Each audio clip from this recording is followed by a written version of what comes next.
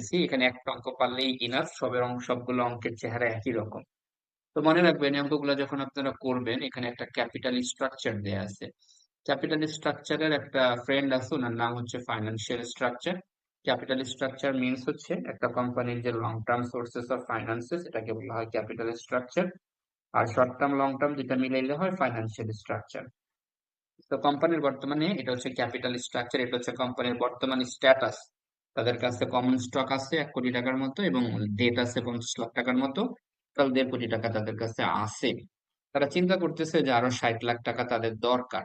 এই 60 লাখ টাকা উঠানোর জন্য তাদের কাছে 4টা অপশনস আছে: ডিবেঞ্চারের মাধ্যমে, প্রেফার্ড স্টকের মাধ্যমে, কমন স্টকের মাধ্যমে, এবং ডিবেঞ্চার এবং কমন স্টক মিক্সড করে এভাবেও করা যেতে পারে। তাইলে মনে রাখবেন অলওয়েজ কোম্পানির এগুলো হচ্ছে প্রেজেন্ট ক্যাপিটাল স্ট্রাকচার এবং ওল্ড ডেটা, মানে এই ডেটাগুলো কোম্পানির কাছে অলরেডি আছে। কি করতে হবে? করতে হবে হচ্ছে আমাদের ইপিএস, ডিফারেন্ট মেথডের আমাদের ইপিএস ক্যালকুলেশন করে দেখাইতে হবে। তো এই অঙ্কের মধ্যে অলওয়েজ 3টা ওয়ার্কিংস হবে, এরপরে মেইন অঙ্কে আমাদের যেতে হবে। 3টা ওয়ার্কিংসও হইতে পারে, 2টা ওয়ার্কিংসও হইতে পারে, 2টা মাস্ট হবে, 3টা হইতে পারে। তাহলে এখানে কি কি ওয়ার্কিংস হয়? প্রথমে এখানে যে যে ডেটা দেয়া থাকবে প্রত্যেকটাই একটা করে টাচ হবে। তাহলে কমন স্টক আছে, ডেট আছে, আর কিছু কিন্তু নাই, এই দুইটাই আমাদের পুরাতন তথ্য আছে। তাহলে কমন স্টক থেকে নর্মালি যেটা বের হয় সেটা হচ্ছে নাম্বার অফ শেয়ার। তাহলে কমন স্টক আছে 1 কোটি টাকা বর্তমানে আমাদের কাছে আছে। এক একটা শেয়ারের দাম কত? এটা এখানে লেখা নাই, তবে এখানে লেখা আছে। এটা যেখানেই লেখা থাক কোনো হেডেক নাই, আমাদের একই থাকবে।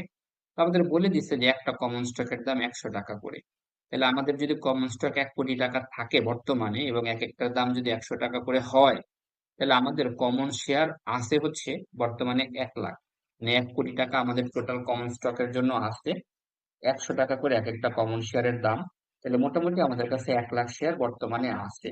তাহলে এটা কিন্তু আমাদের বর্তমানে আছে, এটা হচ্ছে আছে পুরাতন তথ্য। মেথড কয়টা? 4টা। মনে রাখবেন পুরাতন তথ্য সবগুলা মেথডেই যাবে। তো এই যে মেথড যে 4টা আমরা লিখে নিলাম, মেথড 1 2 3 4। আমরা মূলত এখানে যে ক্যালকুলেশনটা করতেছি সেটা হচ্ছে শেয়ারের সংখ্যা ক্যালকুলেশন করা শিখতেছি। তাহলে মেথড 4টা আছে, তাই মেথড 1 2 3 4 চারটাই লিখে নিলাম। তো এই যে 1 কোটি টাকা তো আমাদের কাছে বর্তমানে আছে। 100 টাকা করে এক একটা শেয়ারের দাম, তার মানে 1 লাখ শেয়ার। এই 1 লাখ শেয়ার চারোটা মেথডেই দিয়ে দিলাম, এই যে চারোটা মেথডেই দিয়ে দিলাম। পুরাতন তথ্য সব মেথডেই অটো চলে যাবে, এই যে সব মেথডেই 1 লাখ করে অটো দিয়ে দিছি সব মেথডে। এবার আসে নতুন তথ্য। এগুলো হচ্ছে আমাদের নতুন তথ্য।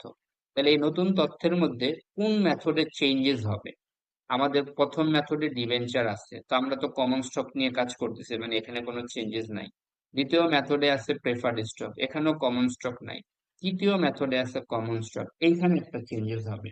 দেখেন আমরা মেথড 1-এ কোনো চেঞ্জেস নেই, আগে যে 1 লাখ ছিল ওইটাই আছে। মেথড 2-এও আগেরটাই আছে। মেথড 3-এ গিয়ে একটা চেঞ্জেস আসছে, কেন? কারণ 3 নাম্বার মেথডে একটা কমন স্টকের কথা বলা আছে। এখন এই চারোটা মেথডই মূলত হচ্ছে এই 60 লক্ষ টাকার জন্য।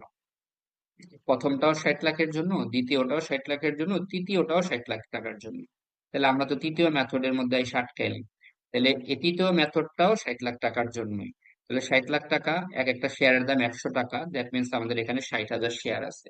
এই যে আমরা এখানে 60 লাখ টাকাকে 100 দিয়ে ভাগ করে এখানে 60,000, মানে আগে ছিল 1 লাখ, এখন নতুন অ্যাড হলো 60,000, মানে টোটাল শেয়ার হলো 1,60,000।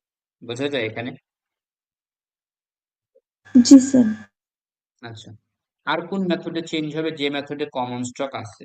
এখানে বলছে যে 50% ডিবেঞ্চার, 50% কমন স্টক, তাহলে এই মেথডটাও তো 60 লাখ টাকার জন্যই। তবে 60 লাখ টাকার জন্য 50% ডিবেঞ্চার, মানে 30 লাখ ডিবেঞ্চারের আন্ডারে, 30 লাখ কমন স্টকের আন্ডারে। তাহলে 30 লাখ যদি কমন স্টকের আন্ডারে হয়, এক একটা শেয়ারের দাম যদি 100 টাকা করে হয়, তো 30 লাখকে 100 দিয়ে ভাগ করলে এখানে 30,000 শেয়ার আসবে। এই যে আমরা করলাম 60 লাখের 50% করলে 30 লাখ, 100 দিয়ে ভাগ করলে 30,000, মানে আমাদের এখানে 30,000 নতুন এখানে অ্যাড হইলো। তাহলে আমাদের 4 নাম্বার মেথডও একটা অ্যাড হইলো। তাহলে আবার বুঝি আমরা বিষয়টা। পুরাতন তথ্য সব মেথডেই যাবে। কমন স্টক আগে আমাদের 1 কোটি টাকা ছিল, এক একটা শেয়ারের দাম 100 টাকা, ভাগ করলে এখানে হইলো 1 লাখ। এই যে 1 লাখ হইলো। এটা যেহেতু উপর থেকে নিয়ে আসছি, এটা সবগুলা মেথডই আগে কমনলি দিয়ে নিব। এবার কোন মেথডে চেঞ্জেস আসবে? যে মেথডের মধ্যে কমন স্টকের কথা বলা আছে। মেথড 3-এ কমন স্টক আছে, এখানে একটা চেঞ্জেস হবে। মেথড 4-এ একটা কমন স্টকের কথা বলা আছে, এখানে চেঞ্জ হবে। এই কারণেই মেথড 3-এ কমন স্টক কারণে চেঞ্জ হয়েছে একটা, মেথড 4-এও একটা চেঞ্জেস হয়েছে। বুঝতে পারলাম? জি স্যার। এবার আমরা ইন্টারেস্ট ক্যালকুলেশন করা শিখবো। তাহলে ইন্টারেস্ট কার উপরে হয়? ডিবেঞ্চারের উপরে। তাহলে 50 লাখের 12% করলে হবে 6 লাখ। তাহলে এটা কিন্তু পুরাতন তথ্য, যেহেতু আমরা অলরেডি আছি এরকম জায়গা থেকে তথ্যটা দিলাম। তাহলে 50 লাখের 12% করলে 6 লাখ হবে। এটা সবগুলা মেথডই আগে দিয়ে নিতে হবে। তো দেখেন, আমরা ইন্টারেস্ট ডিবেঞ্চারের উপরে হবে। তো এই যে 50 লাখের 12% করলে আমাদের হবে হচ্ছে মূলত 6 লাখ। এই 6 লাখ টাকা আমরা মেথড 1-এও দিচ্ছি, 2-এও দিছি, 3-তেও দিছি, 4-এও দিছি, কারণ এটা আমাদের ওল্ড ডেটা, এটা অলরেডি আমাদের কাছে আছে। এখন আমাদের কোন মেথডে তাহলে চেঞ্জ হবে? যে মেথডে ডিবেঞ্চারের কথা বলা আছে, ডিবেঞ্চারের কথা বলা আছে মেথড 1-এ। চারোটা মেথডই কত টাকার জন্য? 60 লাখ টাকার জন্য। তাহলে আমরা 60 লাখের 14% করবো এখানে। ইন কেস এখানে ডিবেঞ্চারের কথা বলা আছে কিন্তু পার্সেন্ট বলা নাই, তখন আপনি উপরে যে ডেট বা ডিবেঞ্চার থাকবে সেম পার্সেন্টই এখানে কাউন্ট করবেন। যদি এখানে পার্সেন্ট দুইটা ডিফারেন্ট, ইন কেস যদি এখানে পার্সেন্ট নাও থাকতো, তাও আপনি 12%ই ধরতেন। আর যদি দিয়ে দেয় তাহলে তো ওইভাবেই ধরবেন। তো 60 লাখ টাকার 14% করবে। তো এই যে আমরা মেথড 1-এই 60 লাখ টাকার 14% করে এখানে 8,40,000 আর এক্সট্রা অ্যাড হইলো। এখানে টোটাল 14,40,000। এরপরে মেথড 2-এ কি ডিবেঞ্চার আছে? নাই। 3-এ আছে? নাই। তবে এখানে কোনো চেঞ্জেস হবে না। মেথড 4-এ গিয়ে ডিবেঞ্চার আছে, যে 50% ডিবেঞ্চার। তো চারোটা মেথডই তো 60 লাখ টাকার জন্য, তাহলে এখানে 50% যদি হয়, তো 60 লাখের 50% হবে স্যার কত? 30 লাখ। 14% ডিবেঞ্চার মানে 30 লাখের 14% হবে। তো এই যেখানে দেখেন স্যার, আমরা করলাম এই যে 60 লাখের 50% করে 14% করলাম, তাহলে আমাদের এখানে 4,20,000 হইলো। তাহলে এখানে সব মিলে ইন্টারেস্ট হলো 10,20,000। বোঝা যায়?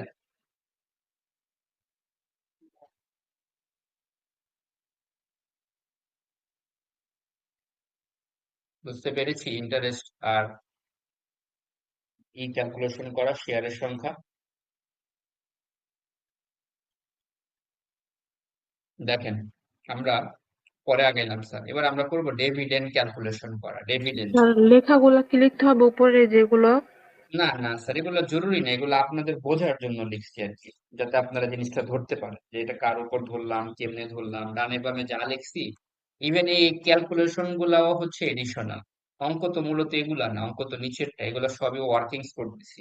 আর এই লেখালেখি গুলা কেমনে ধরছি এগুলো আমরা বোঝার জন্য লিখছি, না লিখলেও সমস্যা নেই। আচ্ছা, এবার ডিভিডেন্ড ক্যালকুলেশন করা শিখবো। পুরাতন তথ্য কিছু আছে, কমন শেয়ারের কাজ করে ফেলছি, ডেটের কাজ করে ফেলছি, মানে পুরাতন কিছু আর নাই, যেটা সবগুলা মেথডেই আমরা দিতে পারি ইভেনলি। তাহলে আর পুরাতন বলতে কিছু না, এখন আমরা এগুলি বাদ, এবার নিচের দিকে তাকাই। ডিভিডেন্ড কার উপরে হয়? প্রেফার্ড স্টকের উপরে হয়। প্রেফার্ড স্টক কোন মেথডে আছে? মেথড 2-এ। তার মানে এখন শুধুমাত্র মেথড 2 নিয়ে কাজ করব। তার আগে যে চারবার চারবার দিয়ে নিলেন, ওগুলা উপরে ছিল নিচেও ছিল কমন, তাই সব জায়গায় দিতে পারছি। এখানে যদি আবার প্রেফার্ড স্টক থাকতো এইখানে, তাইলে ওইটা সবগুলা মেথডই আগে দিয়ে নিতাম, পরে মেথড 2-এ গিয়ে একটা চেঞ্জেস করতাম। এই টাইপের একটাই অঙ্ক ইতিহাসে এবার আসছে। ওইটা একদম লাস্টের অঙ্কটা। ওইটা আগের দিন যখন পিডিএফ দিছি তখন আপনাদের ওখানে সলিউশন ছিল না, আজকে আমি আবার সলিউশন করছি এখানে।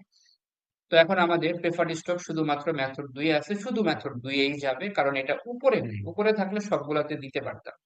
তো আমরা 60 লাখ টাকার 12% করলে, সরি 13% করলে আমাদের যা আসে সেটা আমরা এখানে লিখবো। যদি 60 থেকে 13% করে 7,80,000, এতটুকুই আমাদের কাজ শেষ। ডিভিডেন্ড শুধুমাত্র মেথড 2-এ। কেন? কারণ মেথড ওই উপরে মানে অলরেডি ক্যাপিটাল স্ট্রাকচারে কিন্তু আমাদের এখানে প্রেফার্ড স্টক নাই। এখানে যদি প্রেফার্ড স্টক থাকতো, তাহলে এই আনসারটা আগে চারোটা মেথডে দিয়ে নিতাম, পরে মেথড 2-এ একটা চেঞ্জেসটা দেখাইতাম। বুঝতে পারছেন এখানে?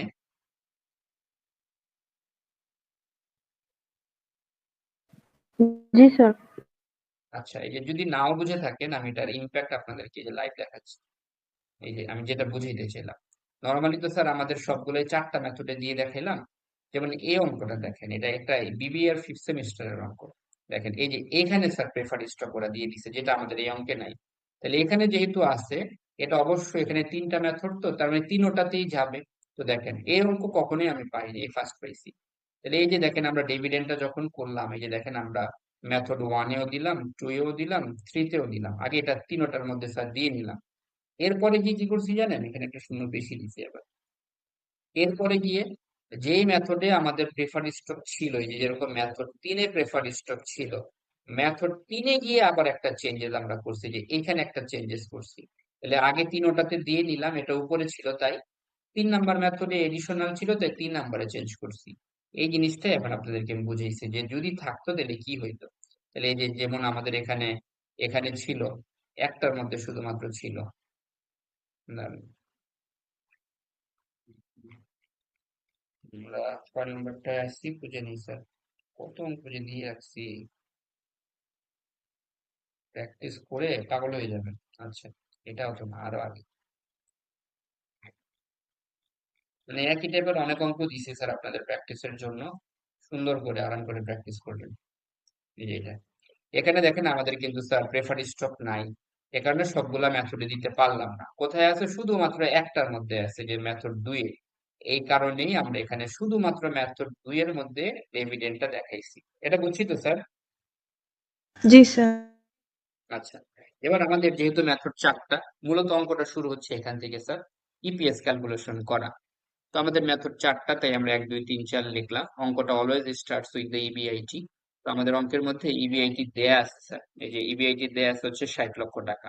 তো আমরা এখানে যে লিখলাম ইবিআইটি স্যার 60 লক্ষ টাকা করে, সরি 60 লক্ষ নাকি, সরি ইবিআইটি হচ্ছে 40 লক্ষ টাকা। তো আমরা ইবিআইটি যেখানে লিখলাম 40 করে প্রত্যেকটা মেথডে লিখছি।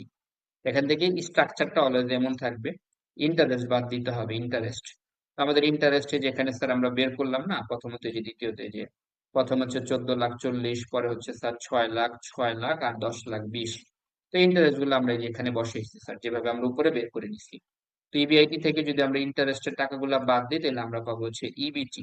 কোশ্চেনের 40% ট্যাক্স বলা আছে, তো ইবিটির উপরে যদি আমরা 40% করি, তাহলে আমাদের মানটা আসবে স্যার হচ্ছে এগুলা, এই যে এই ট্যাক্সের এই মানগুলো আসবে। তো আমরা এই যে 25 লাখ 60 থেকে 10 লাখ 24 বাদ দিলে আমাদের আর্নিং আফটার ট্যাক্স আসবে 15 লাখ 36। 34 লাখ থেকে 13 লাখ 60 বাদ দিলে আসবে 20 লাখ 40, এরকম। এই আর্নিং আফটার ট্যাক্স থেকে ডিভিডেন্ড বাদ দিতে হবে। তো ডিভিডেন্ড শুধুমাত্র একটা মেথডে আছে, মেথড 2-এ 7 লাখ 80।